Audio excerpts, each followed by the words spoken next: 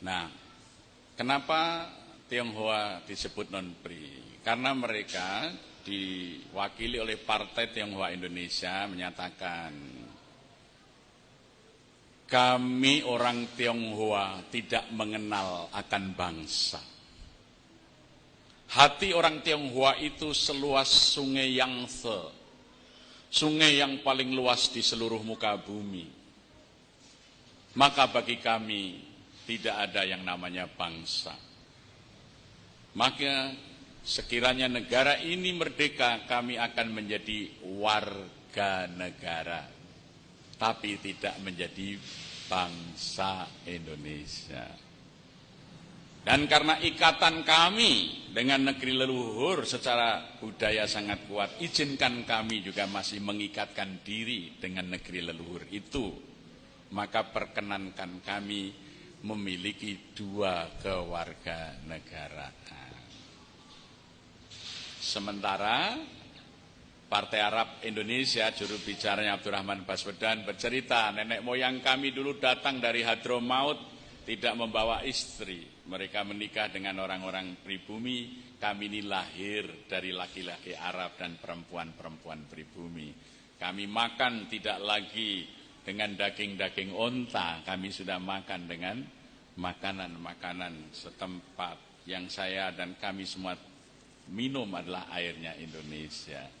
Maka sesungguhnya kami adalah bangsa Indonesia. Maka pada tanggal 9 Agustus 1945 BPUPK, aslinya tidak pakai I, belum ada kata Indonesia di situ, atau Dogoritsu Jumbejo Sake, menetapkan suku bangsa Arab adalah suku bangsa asli Indonesia. Itu ditetapkan tanggal 9 Agustus 1945 oleh Badan Usaha Persiapan Penyelidik Usaha Persiapan Kemerdekaan Indonesia. Maka kemudian setelah Indonesia merdeka tahun 55, dari permintaan ini Bung Karno ketemu Chu Enlai, Perdana Menteri RRC, membuat kesepahaman orang Tionghoa di Indonesia harus diberi hak dui kewarganegaraan. Bung Karno mensyaratkan boleh, tapi dia juga warga negara Indonesia harus pakai nama Indonesia. Sebagai warga negara Cina silahkan dia pakai bahasa Cina. Maka dikeluarkan keputusan presiden tahun 55, orang Cina harus memiliki 2 nama. Ya, maka misalnya Sudono Salim, itu nama Indonesianya, nama Cinanya Lim Swee Leong. Basuki Cahaya Purnama, nama Indonesianya, bahasa Cinanya singkatannya Ahok. Itu karena itu mereka tidak mau jadi bangsa Indonesia, mereka hanya mau jadi warga negara, itu pun meminta dui kewarganegaraan. Ini semua otentik, ini sejarah kita bisa buka ya. Nah, sampai orang Cina keberatan kalau harus pakai nama Indonesia. Maka seorang tokoh Cina di Jakarta terpaksa berganti nama karena itu peraturan pemerintah. Dia menamai dirinya Kasnawi karena Dipanegara. Bekas Cina Betawi tukar nama karena dipaksa negara. Jadi sebagai kritiknya terhadap keputusan presiden yang harus 2 nama, dia memberi namanya sendiri Kasnawi karena Dipanegara. Bekas Cina Betawi tukar nama karena dipaksa negara. Nah, maka muncullah kewarganegaraan untuk Cina itu non-PRI. Kalau Arab PRI karena sudah diputuskan tanggal 9 Agustus 45. Jadi kalau orang mengatakan Anies itu juga non-PRI, dia berarti nggak ngerti pembahasan Undang-Undang Dasar. Ya politisi kok goblok begitu, maaf itu ya.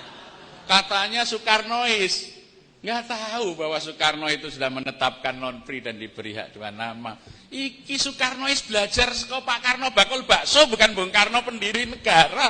Ya. Keliru, Soekarnoismenya Soekarno tukang beca atau Soekarno bakul bakso. Kalau Soekarno itu pendiri negara, ini aturannya. Goblok men jadi pengikut Soekarno. Ya, ini. Maka Soekarno dulu mendirikan partai gambarnya banteng ngamuk, banteng ketaton, maka kepalanya miring gitu. itu karena itu diambil dari simbolnya Partai Serikat Islam. Dulu SI itu gambarnya banteng ketaton, ya, kemudian dikelilingi bintang, belakangnya bumi yang diikat dengan tali, ya, dengan tulisan Joyo Kuwoso. Nah, kalau berhasil kita akan berkuasa. Maka PNI ngambil kepalanya, Masumi ngambil bulan bintangnya, NU ngambil jagat dan talinya. Itu semuanya diambil dari simbolnya Serikat Islam.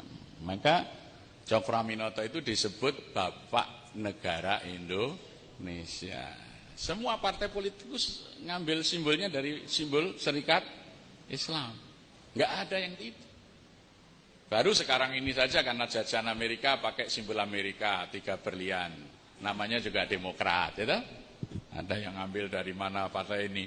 Ada yang ngambil dari Timur Tengah namanya Partai Kebangkitan, ya toh? Itu kan Ba'as, itu Partai Al-Ba'as di Irak.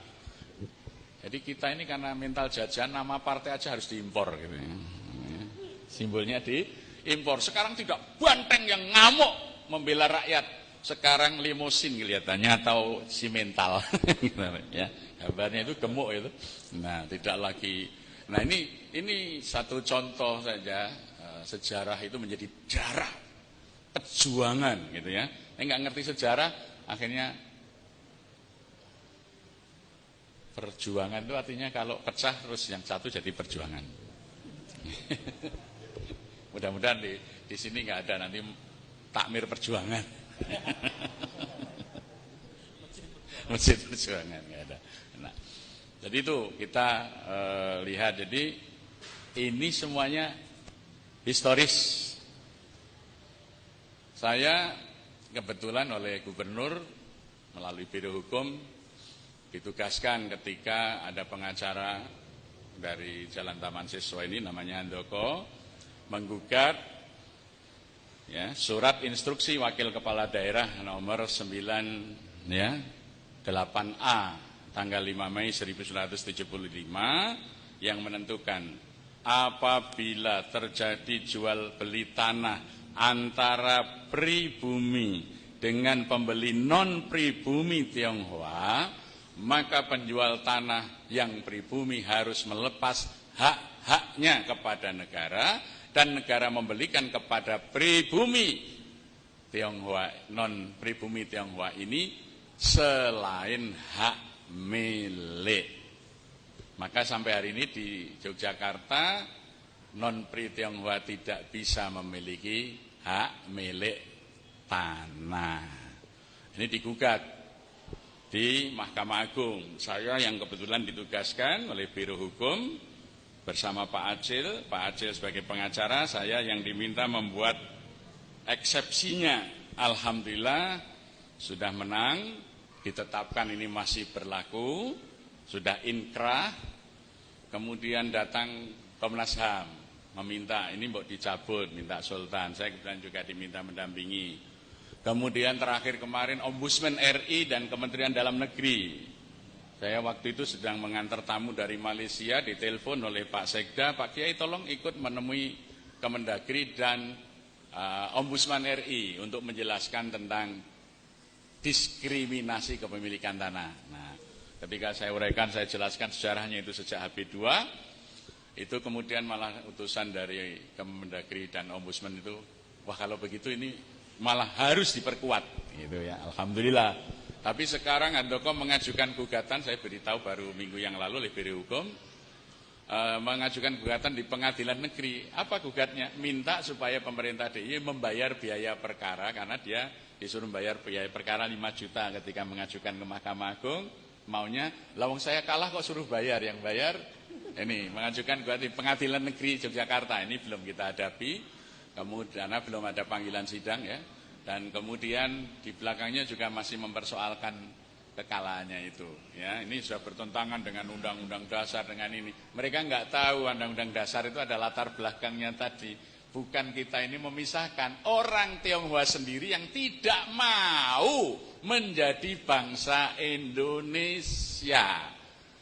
Sekali lagi, orang Tionghoa sendiri yang menolak dimasukkan sedalam golongan bangsa Indonesia. Karena mereka merasa lebih tinggi, Maka mereka nggak mau tinggal di kampung-kampung, di desa-desa. Mereka mesti tinggal di kawasan mereka sendiri.